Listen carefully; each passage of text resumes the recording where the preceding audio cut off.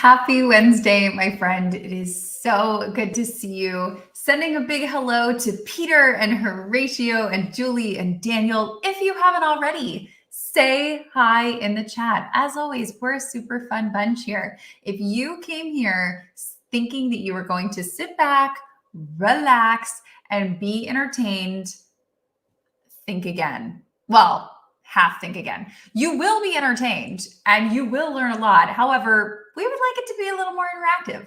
We don't want it to just be us putting on a show for you. So that is what the chat is for. If you have questions, if you have comments, if you're like, oh my gosh, that didn't make sense, can I follow up? We're here for you. We all have a seat at the table. We're all joining in this conversation. So don't be shy. We're a really friendly bunch. Hi to Andy and Clint and Andrew and Enrique. See, we're so friendly. Look, everyone's saying hi. I promise if you wave to someone, Glenn or someone else will wave right back to you. So I'm really excited you're here, and I'm really thrilled for today's session because I think it is one of those things that we've talked about ad nauseum, sort of Zoom fatigue and hybrid work and what the new workplace looks like. It's a little bit of in person, but listen, over here with the jazz hands, we're also going to still be working remotely. I think it is going to be kind of a best of both worlds. I don't think we're going to all of a sudden, all of us go back into work 24/7 all the time. I think there's still going to be remote work, which means virtual presentations, Zoom, making a good first digital impression, making a good first video impression is going to be increasingly important, especially as we get into the fall and the winter and the back half of 2022. So when I was thinking about this and I was thinking, what would Michelle or Michael or Alan from Indiana want to know about this subject? I was like, we got to get the best of the best. We got to bring in someone who all day, every day knows what it takes to create amazing virtual presentations to really bring out your best self on this format, this video at home, Zoom, remote format. So I'm really, really excited. And I hope from wherever you are in the world that Heather and Virginia and Andrew and everyone will raise their glass or cup or coffee mug or tea or wine and help me welcome Lorraine to teach us all about virtual presentations. Hi, Kim. Thanks for having me. Good to see you. You too.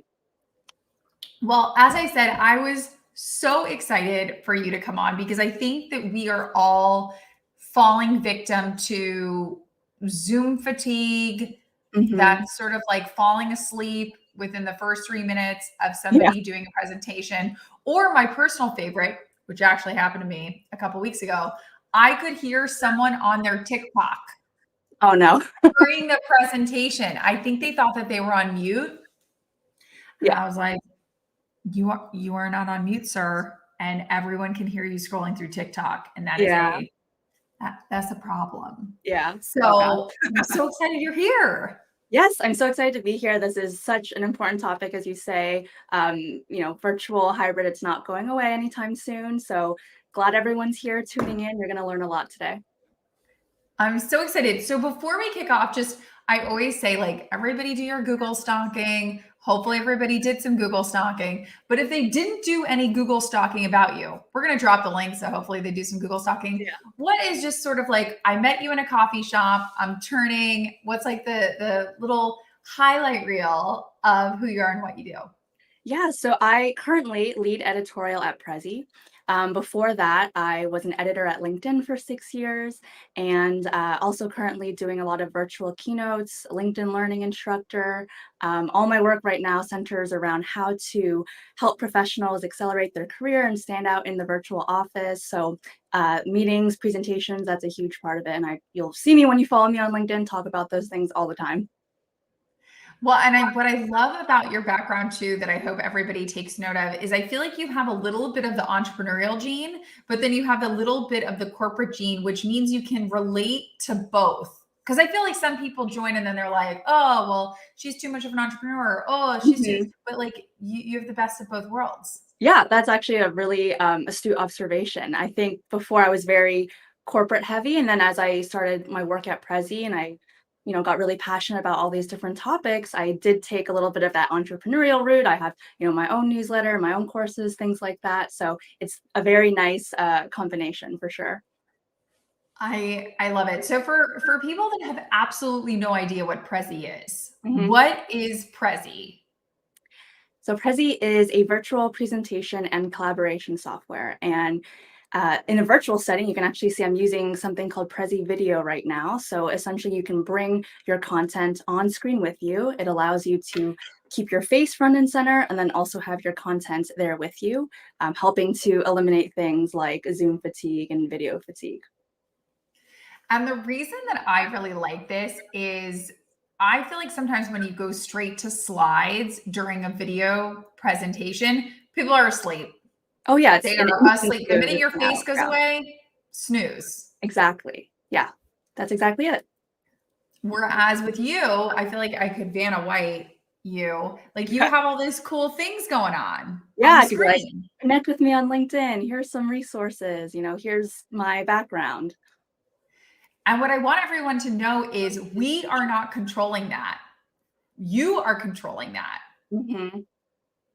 which I think is very cool. Yeah, yep. I love that. So, okay. So I'm curious when it comes to people kind of making their virtual image, their Mhm, virtual presentations more exciting. What are mhm. some basic 101 things that they can do that will just kind of stir up the person on the other end of the other end of the screen? Yeah, so the number one thing I like to say is to make sure that you are adding as much movement as you can to the presentation. So virtually we have to work even harder to capture people's attention.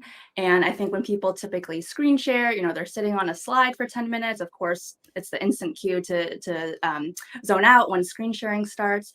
But if you can keep moving through your presentation, either through maybe you have fade in animations, you have videos playing, maybe you're just simply moving through your slides more quickly. That's going to kind of give a dopamine hit to the brain. And it's similar to, why do we binge Netflix and other TV shows? It's the movement that catches our attention. And so we kind of need to bring a little bit of that into our virtual presentations and into the workplace. I totally agree. And I agree with Ellen. The minute the slides start, it's just sleepy time. I don't know. It's Mhm. especially if it's after lunch. Oh, post lunch and slides. I mean, 100% nap is what Yeah, you're getting yeah. from me. I would also say, in addition to things moving on screen, I would also say if you can move, Yeah, like yeah. get the hands, or I would also say because when you're in person, I'm going to put my face obnoxiously close to the camera. So everyone Mhm. just beware. When you're in person and you do one of these, like a little smile, people can see it. But if I'm all the way back here and we have like a Mhm. Brady bunch of like multiple people in the meeting and I go like Yeah, this, you're not going to be able to see it. So right. I always think it's important too that if you are doing some sort of gesture, it can't be small. It Mhm. almost has to be a little bit bigger because you're just like a little, you might just be a little square on a screen. Yeah, totally. And Kim, to your point, I mean, I think you're touching on camera framing here, which is another important thing. Like both of us right now, you can see we have our torso on screen, our hands when we move, it's up here, not just kind of gesturing down here and no one can see what's going on. So body language, hand gestures definitely also help. I think that's huge. And to your point, I feel like I've also seen, I feel like what is the happy medium when it comes to animations in presentations? Because I feel like to your point, none, as we have just Mhm. decided, is a snooze fest. But to David's point, I've also seen Mhm. presentations where there's too much zooming around. It's Yeah. like zoom, zoom, zoom, zoom. Yeah. So, like, how do you find that happy medium, or in your experience and your Yeah. expertise, what is that happy medium? Yeah, I like to recommend at least 2 movements per minute. So I think that's a happy medium. I tend to do a few more, but that's gonna take a little bit more coordination and practice because you're, having things fade in and all of that. But I think at least 2 is a good place to start. Safe space.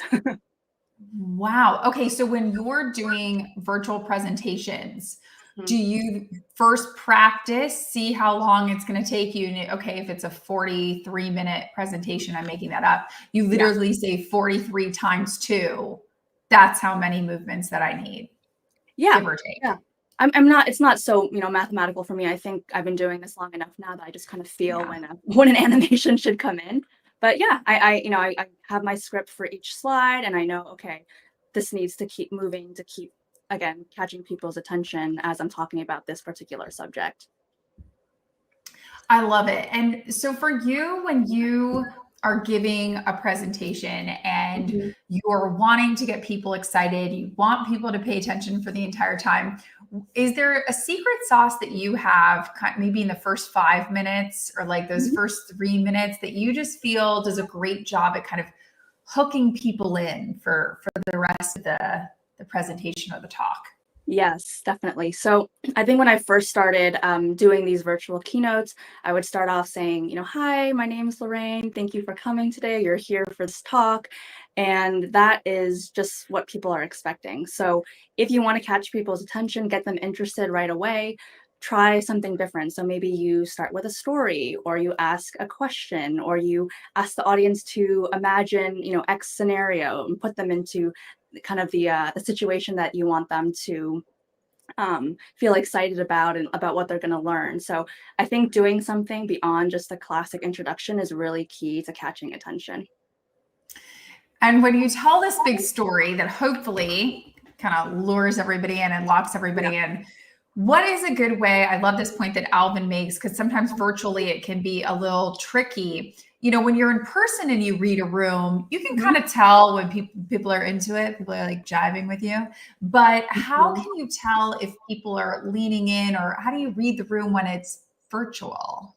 So there are a number of different ways you can do this. If you want to insert virtual like polling tools during your presentation, I do that. I use a program very often called Slido. And so I'm asking people during different parts of the presentation, are you doing this, or what's the biggest challenge you're facing here? And you're getting people to chime in that way. You can also, of course, use the chat, asking people, oh, if you agree with me, +1. And it's just, the chat is a great way to see if people are engaged. And then also just, you can check in and just ask people, are they understanding what's going on? Ask them if they have any questions. If it's silent, maybe they're a little bit confused. So it's just really trying to talk with them and use the tools that you have available virtually to kind of assess. But it's more difficult, and it takes a little bit more creativity. Okay, I've never heard of Slido. Let us in on that secret. What is that? Yeah, so it's a virtual collaboration tool. So essentially you have a link to a Slido, and you can do multiple choice questions, you can do word clouds, you can do polls, and then everyone can see the results right there. And so it's just a really creative way to kind of get the whole group collaborating together and seeing each other's results. People do it on their phones. You can, or on the browser. Yeah. I like this. Okay, you're just full of all the secrets. This is so good. This is so good. Okay, so we can tell that people are into it. Maybe we have that sort of people are interacting in an interesting way. What do we do if we realize that we're starting to lose people? Do you have like a kind of go-to that you're like, uh-oh, I can tell I'm losing them. Gotta reel them back in.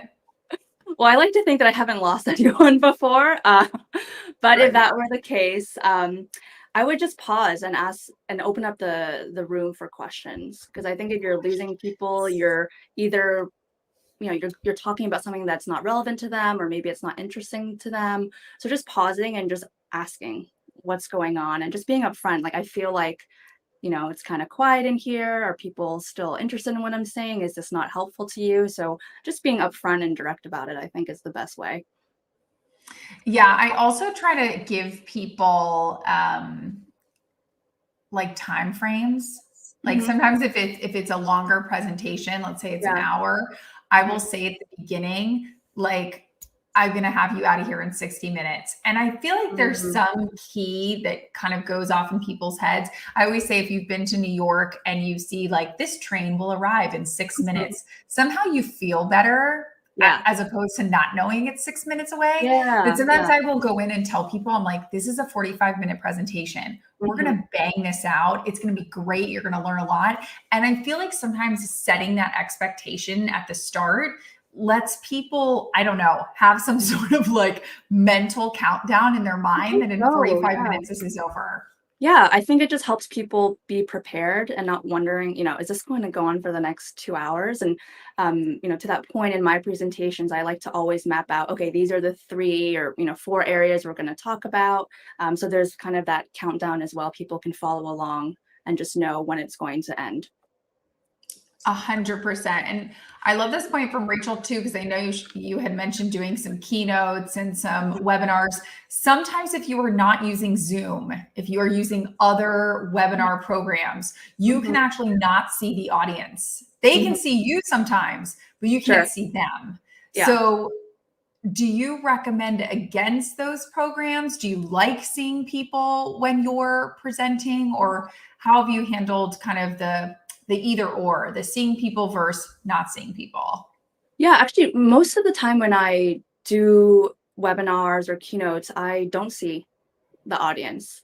And so I am relying on chat and my Slido and just and asking questions and maybe rhetorical questions, asking the audience to think about something. And that's the way I'm kind of keeping engaged with them. And then of course, like when you can put a lot of visuals on the screen too, I do find that people are a lot more attentive, and I can kind of trust that people are at least looking at those, whether or not they're listening to what I'm saying, but they're looking at the visuals on the screen. So that's kind of another way that I ensure that people are paying attention and engaged. What are some of your favorite things to put up on a screen, or what do people in your various keynotes that you give in or presentation, what do people get the most excited about or interact with the most? Yeah, so I think different frameworks get people excited. And actually, Kim, I brought one here today for everyone, so you can take a look, see it in action. So this is something I created called the Passive to Active Meeting Framework. And so you can see here, like this is an example of animations that would fade in. So I talk through the steps like this. This is a free resource for your audience, so feel free to download. But being able to put up charts, graphs, interesting visuals like this, I think really capture people's attention. And you can see here there's some semi-transparency. So this visual isn't semi-transparent, but for a chart, for example, you can point and kind of reference things. So I think that really gets people excited. It's just different. You want to be different. I'm excited. I'm excited, clearly. Me. Okay, how are you getting those little red rings around the different boxes? Yeah, I just designed it like that in Prezi. So these are just fade in animations. And I just, adjusted the size, and this is how it goes. So you just press one button and then those 5 automatically start lighting up. I'm clicking each time that. Oh, you're pressing 5 times. Yeah. Ooh. Okay, like you mentioned before, I am controlling this. So this is all me with the pacing and the timing, just based on, what I'm saying about each topic here. You know how I can tell that you've done this before? How? Because you are looking at me and those things are switching. Whereas you would be seeing the top of my head and I'd be clicking like next. So right. So you really have to practice with this. Yeah. But I mean, obviously you've been practicing for a while. Okay, when you say that you built this beautiful meeting active framework, to Alamir's point, when you say you built it, like you designed that from scratch, or are there templates for those of us that maybe are not as art proficient as maybe you? So define when you say built this. So I created it from scratch, and also hi, Almira, great to see her question. So I built it from scratch, but there are templates, because I would say I'm not like a stellar designer. I've learned a lot of this working at Prezi and just looking at other people's presentations. But essentially, this is just a bunch of shapes that I added, and then, Mm. some lines, and then the text box, similar to how you would do in a PowerPoint or a Canva, as Almira mentioned. So that's how I made it. But there are templates, lots of different templates to start off with. Ah, I love it. Okay, so that's good news because I feel like Prezi could be great. I think sometimes when people hesitate, like, oh, I would love to make my presentations more exciting, but Hmm. I'm not a graphic designer, I'm Hmm. not an artist, I don't know how to do that. It's helpful to know that there are templates. So it's like, okay, I could try Prezi, and Yeah, maybe some of those templates are I could just add in my own copy or add in my own words to the presentation. yeah, exactly. I mean, templates are key. You don't have to always make everything from scratch. Like, try to make it as easy as possible. I love this. Okay, does Prezi work for both Android and Mac? So there's no mobile app. So you would build it on the web, and then, On or the in web. the app, desktop app, and And it works for then everybody's computer. yeah, yeah. Beautiful. I feel like sometimes that's a hard thing because you have to see if it's compatible with other people's machines and whatnot. Or to Chris's point, do we need a Prezi account? Is there a plugin? Does this work with Teams and Zoom? I don't even know what Ring Central is, but hopefully you do. I've heard of it. I've never used it. So yes, you need a Prezi account. You can use a free account. This is not a plugin, so I'm using the Prezi Video Desktop app, and all I need to do in Zoom, Teams, WebEx, etc., is you go into your video settings, you select Prezi Camera, and then I'm controlling this through the Prezi Video app, which sits just right next to my current StreamYard stream on the screen. So it's super I seamless setup. Yeah. I love this. And I also love that I think I heard the price of free 99, which is my favorite price for accounts. There is a free, yes, a free version. So definitely, yeah, just try it out, take advantage. And actually, I didn't put this on here, but you can all go to prezi.com/attendee upgrade, and you can get 1 month of premium for free.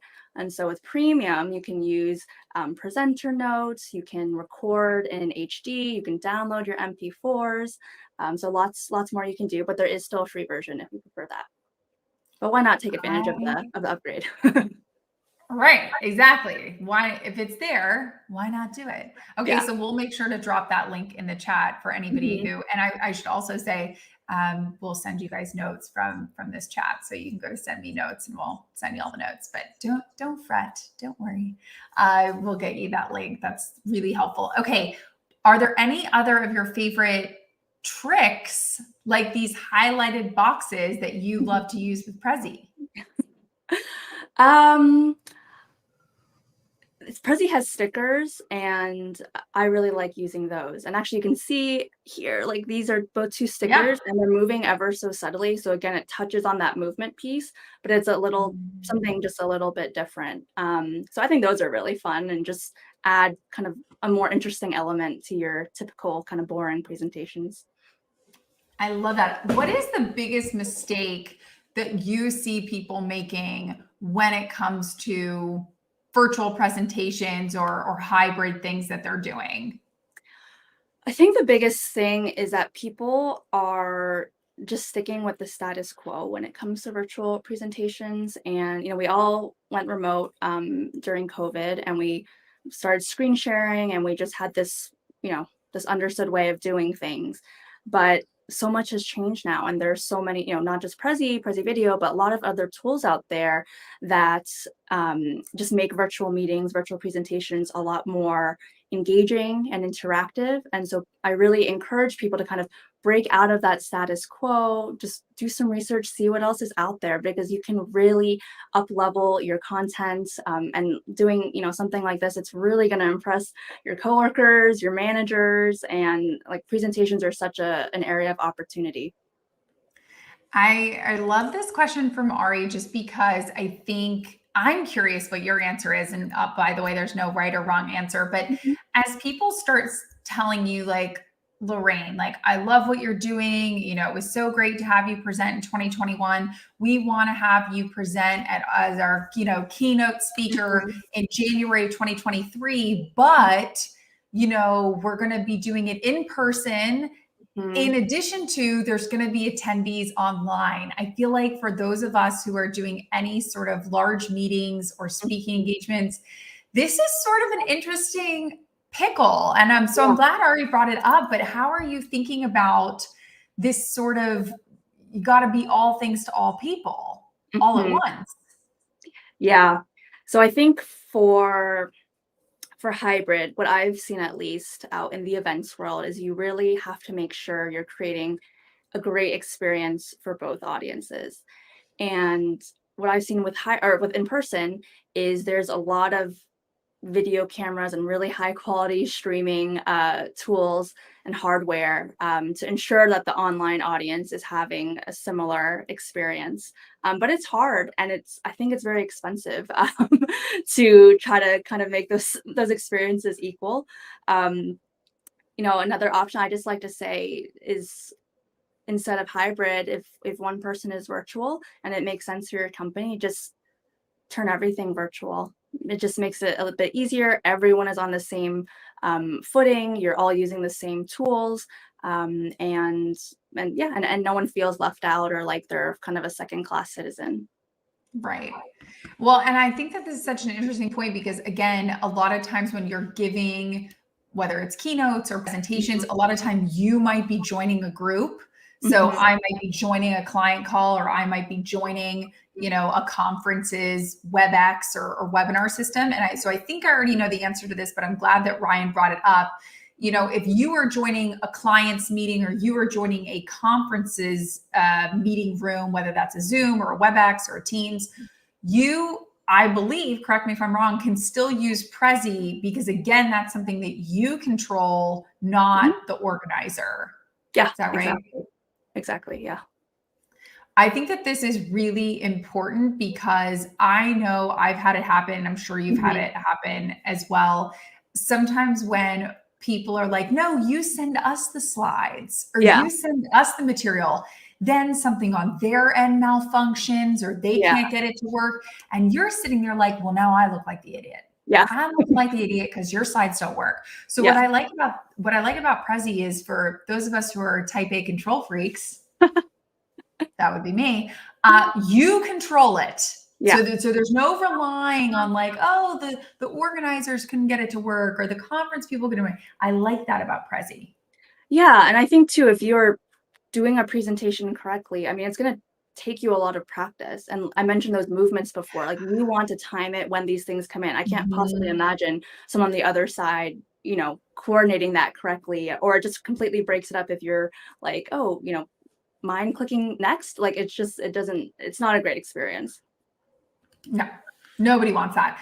And I'm curious, because I know that a lot of this time we've been talking about what it's like as the presenter, but I'm curious for those of us in the audience that maybe aren't the ones presenting, but still want to be, front and center, like we want to be an active member. What do you think are some good traits or good tips or tricks or tactics for those who want to be active participants in a meeting?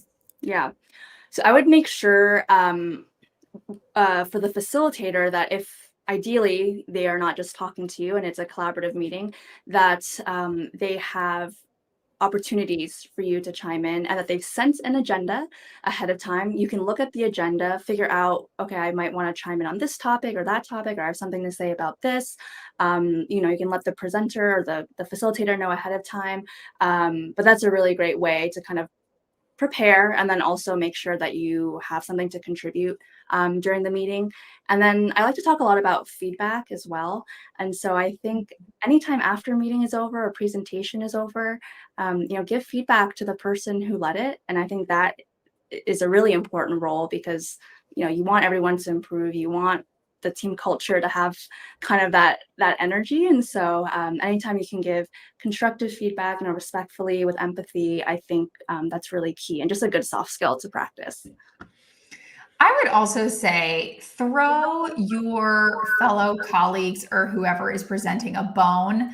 Nothing is worse than you get to the end of the presentation and you do the typical, like, are there any questions? Yeah. And it's just crickets. Yeah. It's awful. Like, as someone who has experienced that, like, I try in any meeting that even if it's a question that I know the answer to, Mhm. I will still ask it because I'm like, I'm not going to leave y'all Yeah. hanging like that.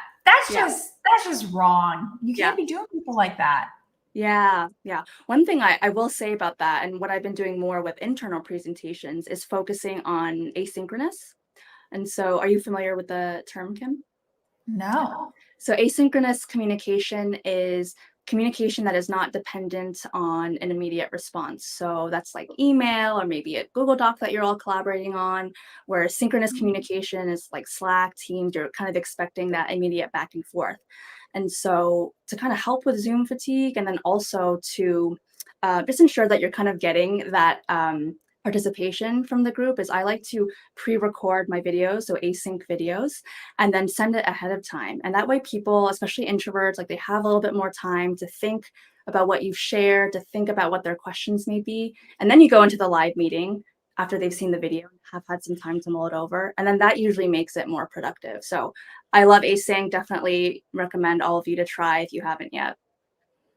I like this. So you literally just send a link. You Mhm. probably record it on Prezi, Yeah, I'm assuming, with exactly. all the, the Yeah, bubbles and the whatever, and then yeah, you yeah. just send that link to them ahead of time. Yeah, yeah. Give them some time to think it over, to watch it during a time that's convenient to them. I think Zoom fatigue, a lot of it too, is we're in live meetings that are at inconvenient times or just that aren't, optimized for us. So async, people watch it on their own time.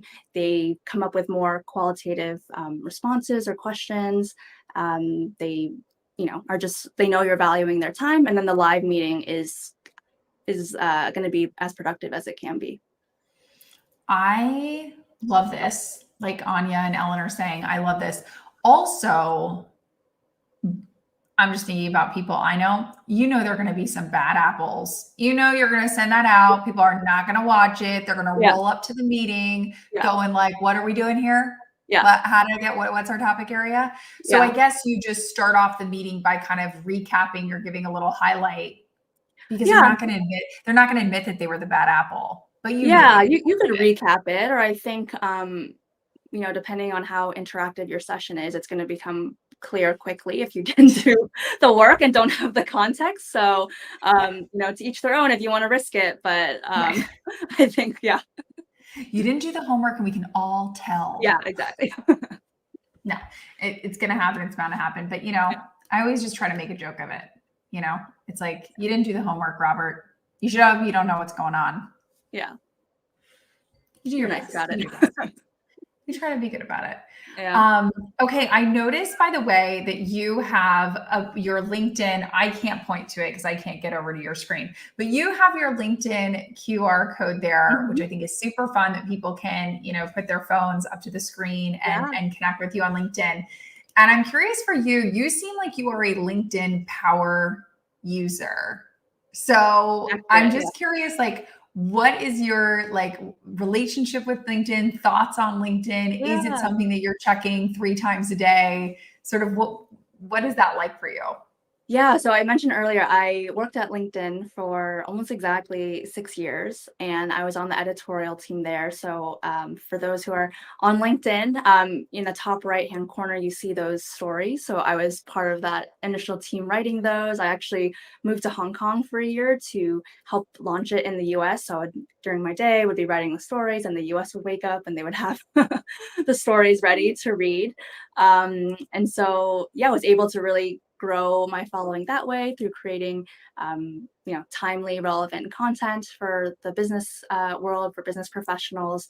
But I love it. I'm definitely on it more than 3 times a day. I'm posting multiple times a week, and it's just amazing. I've met so many interesting people through it. Um, I've grown my own visibility and thought leadership, and it's just, yeah, it's a wonderful platform. Now, have you hit your connection count yet? I don't think I have, because I'm still adding people. Are you That's there? always that's always a question. No, I'm not because I treat it as like what's going on? Do I know you? Because I've noticed also Yeah. that sometimes there's like bots or like people that Yeah. I'm like, you don't even have a filled out Mm, profile. I'm yeah. not connecting with you. Yeah. Mm-mm. So Yeah. I always like to ask, I'm like, how are you? How are you using it? Yeah. That's so good. Well, I would recommend that everybody, if you don't already, click on the link that we're going to drop in the chat and make sure to follow Lorraine, because you're right. You put out a ton of helpful tidbits and content. And so everyone should be following you already. Seems like a no-brainer. Thank you.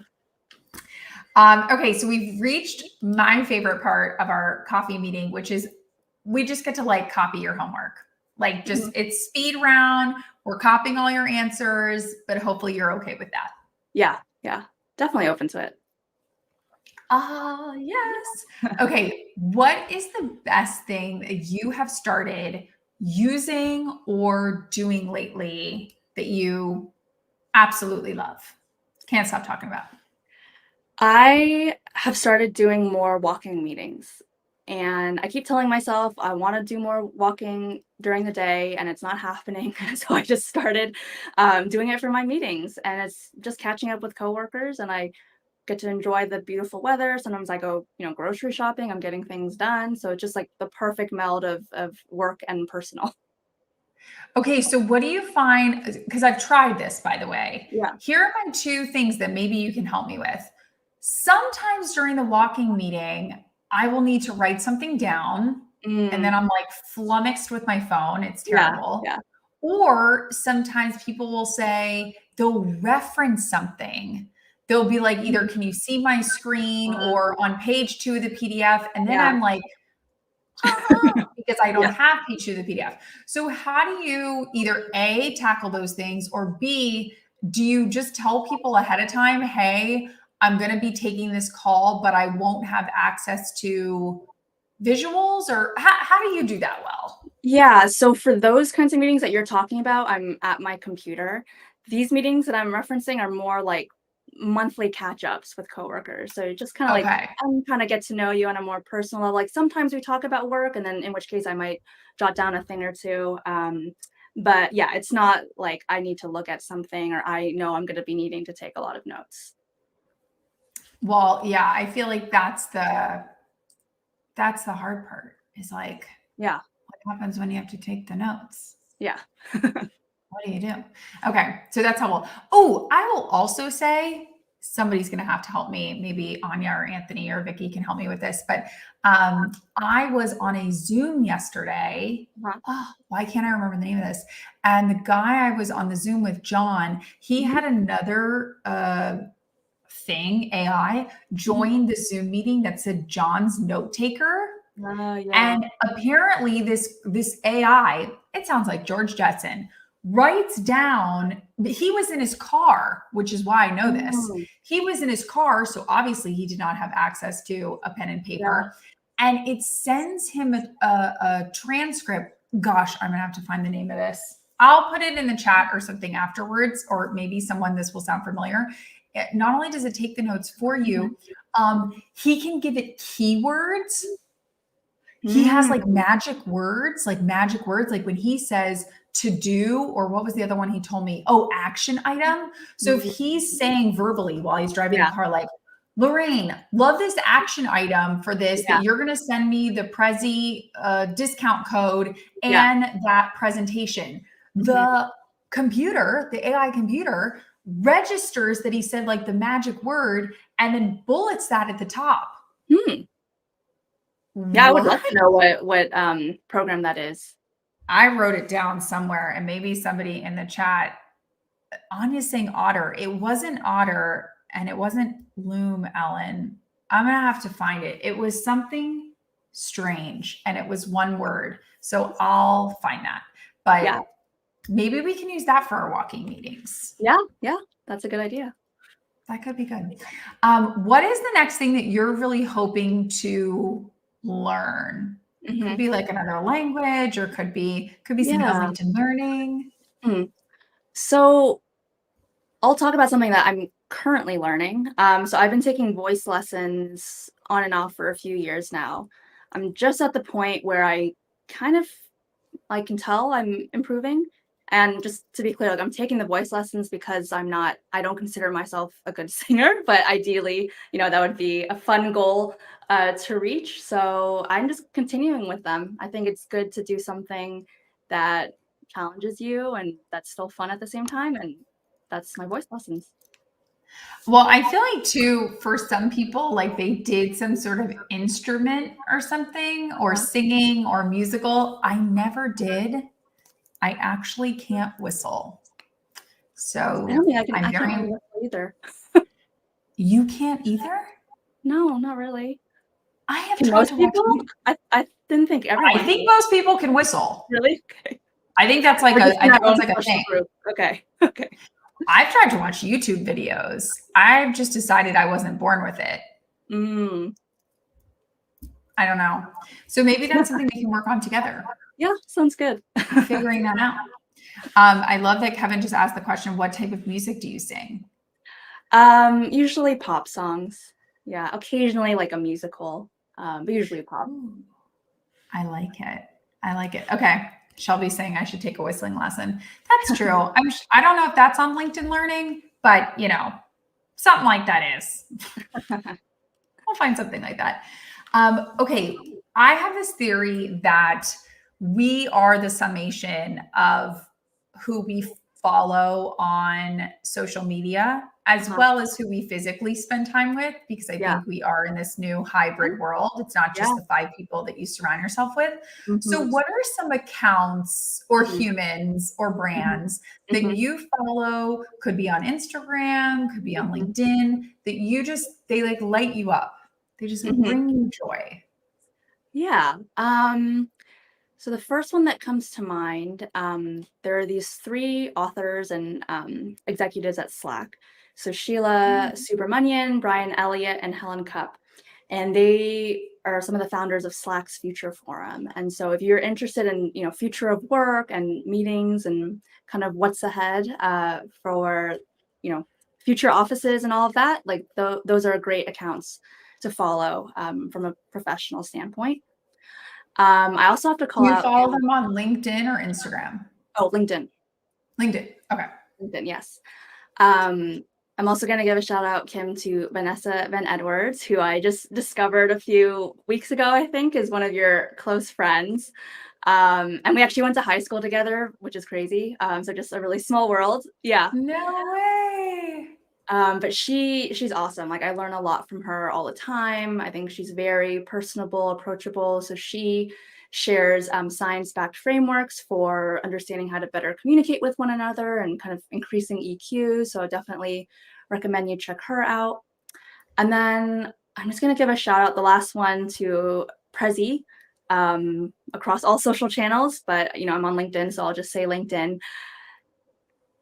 Someone on my team, Neba, she recently took over the social strategy, and it has just been such a joy to see the content and the tone and everything just kind of getting up leveled. And we talk a lot about presentations and meetings, so a lot of the stuff that we're talking about today.